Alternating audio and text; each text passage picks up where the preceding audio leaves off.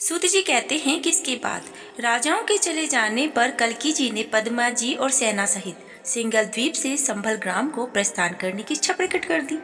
अब देवताओं के स्वामी इंद्र जी ने कल्की जी का अभिप्राय समझकर शीघ्र ही विश्वकर्मा को बुलाकर कहा कि हे विश्वकर्मा, तुम संभल ग्राम को चले जाओ और ढेर सारे सोने से ऊंची ऊंची हवेलियां, महल, बाग, घर इत्यादि बनाओ और रत्न, बिल्लौर, मणि, अनेक प्रकार की मणियों के इस्तेमाल से अपनी भवन निर्माण की कला दिखाने में तुम कुछ भी कसर मत छोड़ना।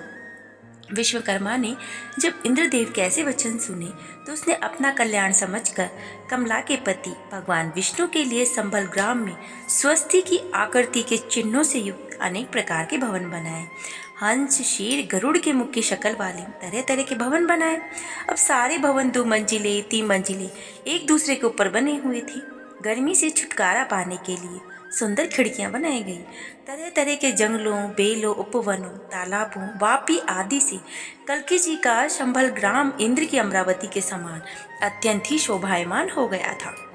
इधर सिंकल द्वीप में कल्की जी सेना सहित कारुमती नगरी से बाहर जाकर समुद्र के तट पर चले गए। कौमुदी नामक रानी के साथ राजा बृहद्रथ अपनी बेटी के प्रेम में कातर होकर संतुष्ट हृदय वाली पद्मा जी के पतिदेव और पद्मा जी को 10,000 हाथी, 1,00,000 घोड़े, 2,000 रथ, 200 दासियों और तरह तरह के कपड़े, रत्न आदि देकर भक्ति और स्नेह भरी आंखों से अपने दामाद और कन्या के कमल रूपी मुख को देखते रह गए।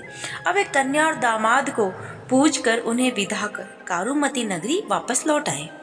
इसके बाद कल्की जी ने सेना सहित समुद्र के जल में स्नान किया। तभी एक गीदड़ को पानी के ऊपर चलते हुए और पार होते देखकर वे वहीं रुक गए।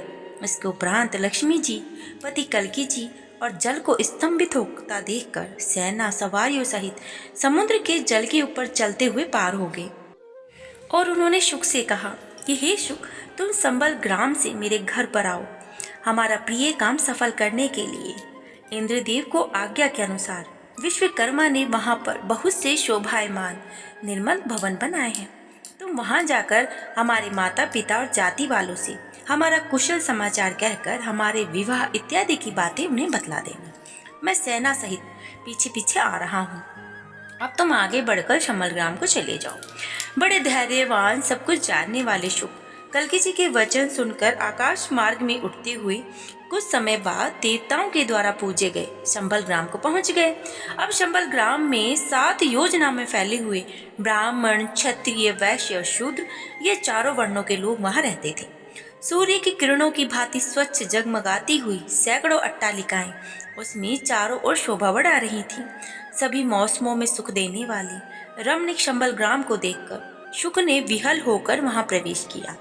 वहां एक घर से दूसरे घर में, महल के अगले भाग से आकाश मार्ग में, एक बाग से दूसरे बाग में और एक पेड़ से दूसरे पेड़ पर विचरने लगा। अब इस तरह प्रसन्नचित्त शुक जो है विष्णु यश के घर पहुंच गया। इसके बाद विष्णु यश के पास पहुंचकर तरह तरह की प्यारी प्यारी कहानियां उसने मीठी वाणी से कही। अब सिंगल द्वीप से पद्मा जी के साथ कल्की जी के आने की बात बताई। अब इसके पश्चात विष्णु यश ने जल्दी ही प्रसन्न हृदय से विशाख पयुराज और दूसरे मुख्य और माननीय राजाओं को समाचार सुनाया। अब विशाख पयुराज ने चंदन से सुगंधित जल से भरे सोने के घड़ों से गांव और नगर को सजवाया। दीपमाला, सुंदर सुगंधित फूलों की माला, अगर आदि सुगंधित पदार्थ, केले, सुपारी आदि फलों, नई कोपलों, चावलों और पान के पत्तों आदि से संभल ग्राम सुशोभित हो गया और देवताओं की पुरी के समान मनोहर लगने लगा। परम सुंदर सुंदरियों की आंखों के आनंद, सुंदर शरीर वाले कृपा के सागर कल्की जी भारी सेना सहित नगर में प्रवेश करने लगे। कल्की जी ने पद्मा सहित माता पिता के चरणों को प्रणाम किया और जिस प्रकार देवलोक में दिति जी इंद्र और उनकी पत्नी को देखकर सफल मनोरथ और प्रसन्न हुए, उसी तरह सती सुमति अपने पुत्र कल्की जी और पुत्र वधु पद्मा जी को देखकर अत्यंत ही प्रसन्न और सफल मनोरथ हुई। अब संभल ग्राम नगरी ध्वजा पताकाओं से सजी हुई थी।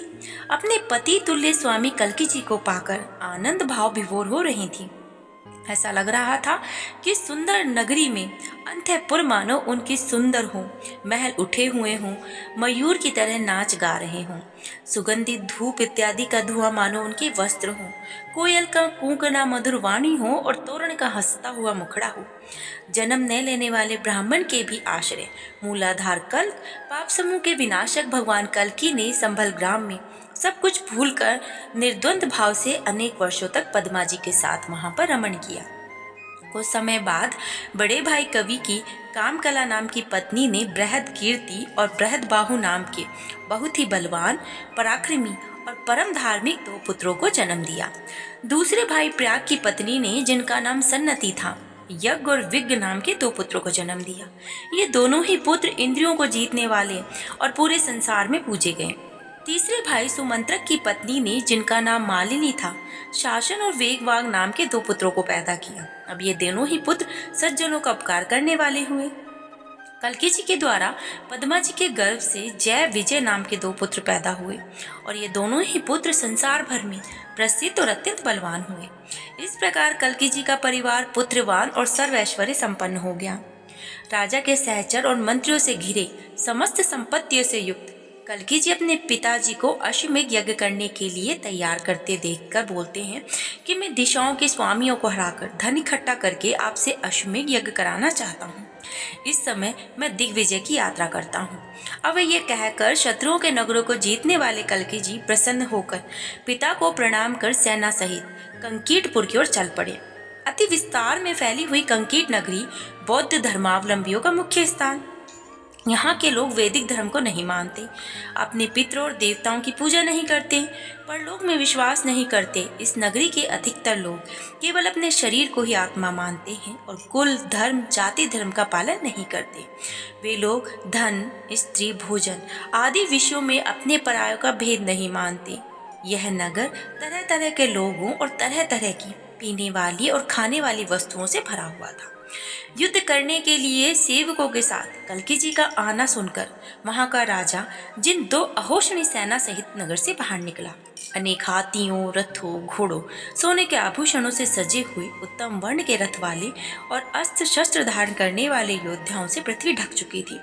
सेनाओं के झंडों के कपड़ों से धूप भी पृथ्वी पर नहीं पहुंच रही थी।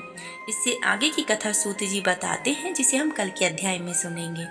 तब तक आप सभी चैनल को जरूर सब्सक्राइब करके और इसे शेयर जरूर करें और श्री हरि भजन करते रहें। जय श्री कृष्ण, राधे राधे।